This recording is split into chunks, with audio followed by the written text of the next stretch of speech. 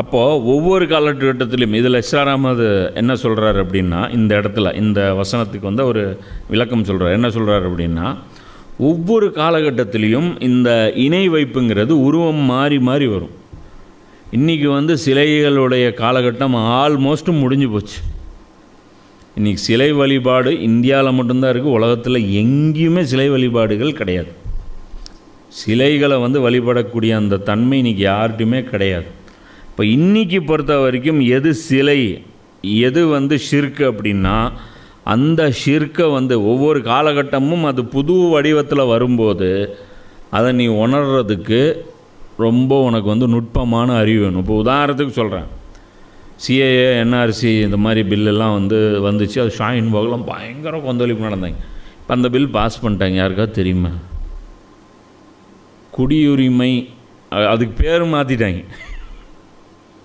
2019 இது பண்ணாங்க, அது பேர் மாற்றிட்டாங்க. இப்போது புரியுதா? அவங்க தெரியாது, ஏன் மச்சம் வச்சுட்டு இருந்தால் தெரியாது. இப்போ அந்த குடியுரிமை வழங்கும் மசோதா அப்படின்னு போட்டாங்க, ஏதோ ஒன்று போட்டாங்க, அப்படி போட்டாங்க. அப்படி போட்டனால இப்போ என்ன ஆகிப்போச்சு, என்ஆர்சி சிஏ எல்லாம் இது வரலைன்னு நினச்சிட்டு உக்காந்துட்டுருக்குறோம். அதெல்லாம் இம்ப்ளிமெண்ட் ஆயிடுச்சு. சரியா?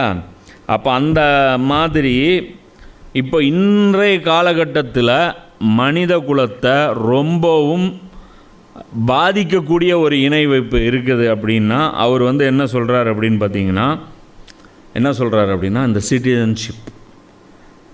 புரியுதா? அந்த சிட்டிசன்ஷிப் தான் இன்றைக்கி இருக்கக்கூடிய மிகப்பெரிய முசீபத்து. இன்றைக்கி வந்து இந்த இறையாண்மைன்னு பேசுகிறாங்க பாருங்க, அதுக்கு வார்த்தையும் அவங்க சரியாக தான் வச்சுருக்காங்க. இதுதான் மிகப்பெரிய ஷிர்க்கு. இந்த ஷிர்க்கு தான் வந்து மிகப்பெரிய ஷிர்க்கு. இது வந்து அடையாளம் கண்டுபிடிக்கிறது ரொம்ப ரொம்ப கஷ்டம். இது எப்படி ஷிர்க்குங்கிறது நம்ம பல இடத்துல அது இது பண்ணியிருப்போம்.